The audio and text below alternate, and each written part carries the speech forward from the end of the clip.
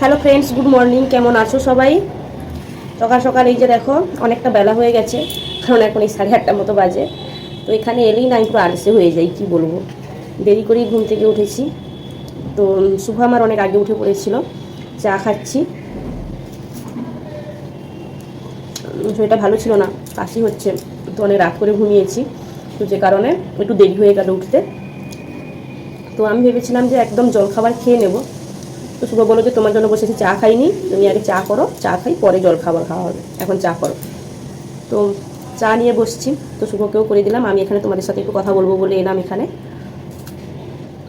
তো তোমরা অনেকে জিজ্ঞেস করেছো যে মেয়ে কোথায়। কয়েকদিন ছুটি ছিল মেয়ের স্কুলে, গণেশ চতুর্থী থেকে একদম রবিবার পর্যন্ত ছুটি আছে। তো যে কারণে মেয়ে গেছে তার মামা বাড়ি। অনেকদিন থেকে বায়না করছিল মামা বাড়ি যাবে, তো তার দিদুন এসেছিলো, মানে আমার মা এসেছিলো, তো তার মামা বাড়ি গেছে। তো এখানে শুভর একটু অফিসে কাজ আছে বলে শুভকে আসতে হতো। তো রান্নাবান্নার একটু প্রবলেম আছে, কারণ শুভ অফিস থেকে এসে রান্না করে খেয়ে, মানে এগুলো একটু একটু মানে পারে না যা, এই আর কি।